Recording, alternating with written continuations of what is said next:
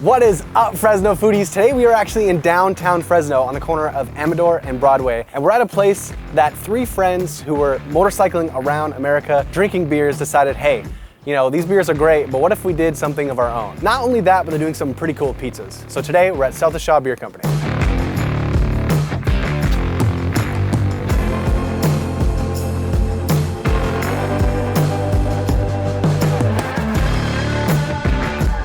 All right, so we're here with one of the three owners, Dana. And so basically, how did this all come about? So I've been a home brewer for a dozen years, and you know, we were brewing a lot of beer and having some parties and stuff with my partners that I ride with, and you know, we've been all over the country riding motorcycles and checking out bars and breweries and stuff. Yeah. And then so we just started having parties with our own beer and having people over, and people were really digging it. And then one day my partner was like, hey, why aren't you doing it? Why aren't we making money on this? You know? Yeah. And so then, you know, that kind of set things in motion. We started thinking about it and thinking about how we would do things and what we would do. And then, you know, then I just started taking my beers and started entering in contests because I wanted to see if it was, you know, if it was any good. Like, could we really do this? Yeah, for sure. And mainly just get feedback and get some encouragement or whatever, and you know what we could do better. And then we started winning, right? We started winning medals and stuff, and that gave us the confidence to say, hey, yeah, we can really make this a reality. Yeah. So then we went from there. Right on. Obviously, you guys are, we talked a bit when I first came, you guys are doing things as kind of high quality as you can, whether it be the beers or the pizza itself. So we got the kind of what you're known for here, the pickle pizza in front of us. Would you say it's delicious? I don't know if I would say that. Little pun jokes, you know how to break the ice? Right. Has anyone ever said that yet? No, no one's ever Really? said that. You guys got to put that on your sign. I know, we delicious, should. That's going know? on the sign, for sure. But yeah, so tell us a bit about the process from going to beer to pizza.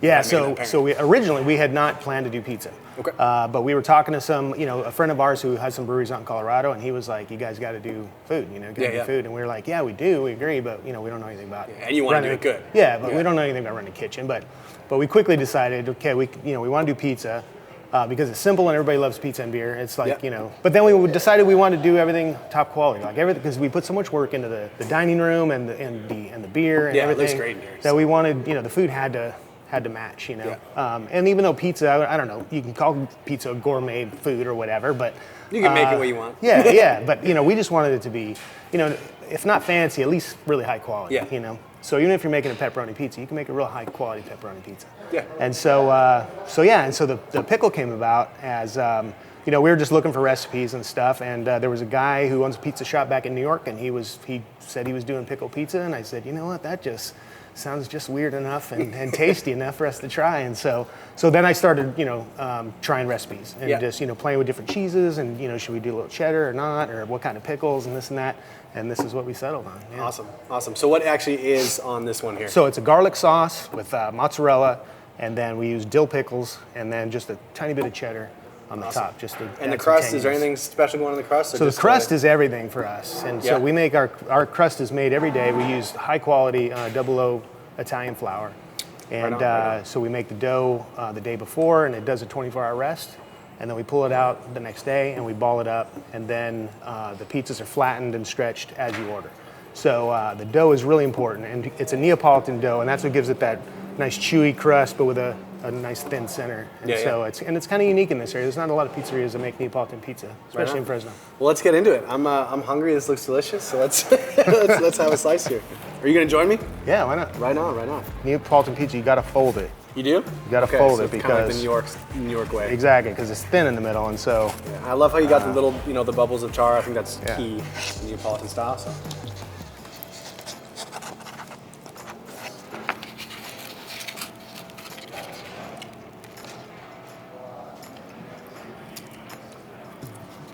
And so you should get that nice, you know, that dill, that tanginess, but with the cheddar, kind of giving it a little extra. You know, I'm not gonna lie. Don't be silly and get this if you don't like pickles. Yeah, exactly. But exactly. This would not be your pizza. Right. But if you like pickles, this is, wow, yeah, I've never had something like that. One second, I'm gonna take one more. It's something different. But you know, we always loved, you know, fried pickles when we go to a restaurant or whatever. And so when I heard that, you know, you could actually make it into pizza, I'm like, oh yeah, that sounds great. So I think that garlic sauce is key. it kind of balances like the creaminess with the kind of the harshness of the dough. Yeah. I feel like if you had, you know, a red sauce typically in there, it would just be too much acidity. Yeah. So I think that's a great balancer. The crust is definitely where this shines. It's definitely one of the better Neapolitan style I've had in California so far. So and I think you gotta make, if you're gonna do Neapolitan dough, you have to make it by hand, and you gotta have a nice 24-hour rise at least on it. Get a little bit of this Otherwise, you're just not gonna get that same chewiness to it. Yeah. That's awesome. Let's try it.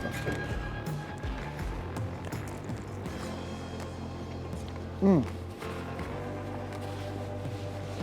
wow, I love like the acidity like from the pickles. Oh wow, seriously, like you would think that it's like a weird combination, but it actually goes well well together. That's crazy.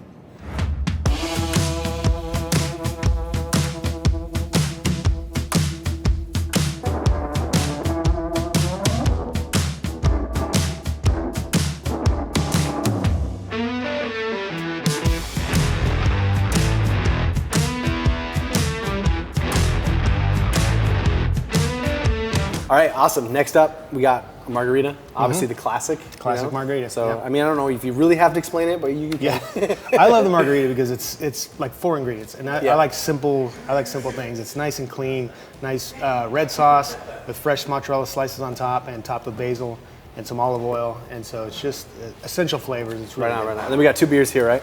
Yep. So I've got a German Hefeweizen and I've got a Belgian Blonde that we made right here in house. Awesome. So I'll take a bite of the pizza first, make sure my palate's nice and fresh, and then we'll try the beers after. Smells delicious. Baking on the fresh basil. Second to last day. I have to go one more day after spring break to get my grading.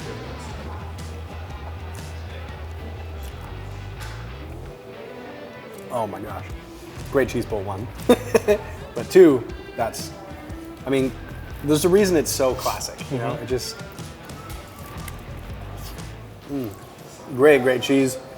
The tomato sauce you guys use is really fresh. It like has that kind of like fresh tasting rather than that kind of like deep, kind of rich.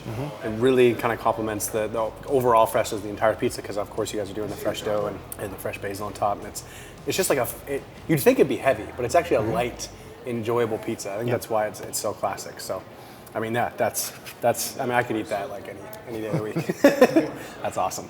All right, so the Belgian Blonde, I will preface this by saying, this is a food show, not a beer show, because I'm not the biggest beer guy. Matthias is a little bit more about beers than I do, but I feel like I can distinguish a good from a bad beer. So.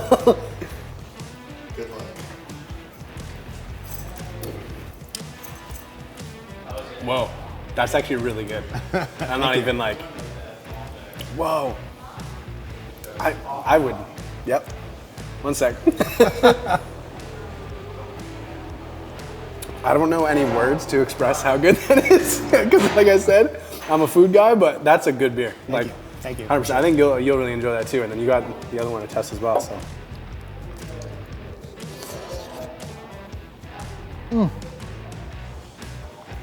That's one of the best margarita pizzas I ever had.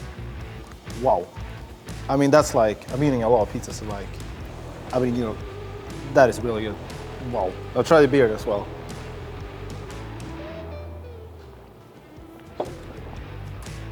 Oof. Ooh. That's not a Bud Light. Oh, that's good, that's good. Oh, the aftertaste, that's like... Get a little banana. Oh yeah, it's like super fruity. That's how I like my beers. Amazing. All right, so we've had an awesome time here with you so far. Kind of wanted to finish off by going over kind of a few more of the beers that you guys have to offer. Sure. So we've got 6 beers of our own right now. We've got a German Hefeweizen, we've got a hazy IPA, we've got a West Coast IPA, got a smoked porter, which is really good. It's made with smoked malt. It's fantastic. And then the last one, we have Belgian Blonde, and then we have a Berliner Weiss, and it's a sour German beer that we flavor with fruit puree. Awesome. And so we can flavor it 6 different ways. It's really nice. Oh, sweet. Yeah. And then you said you got one kind of coming here in the next few weeks. Yeah, so I've got a Cerveza that's going to come up in a couple weeks, and then on Sunday I'll be brewing a new honey vanilla blonde, and we've sourced 30 pounds of honey from Valley Gold Honey, and it's going to be really good. That's awesome. Yeah. So definitely come check out South of Shaw Beer Company. We've had a great time, and everything has been fantastic. So yeah, we'll see you guys in the next one.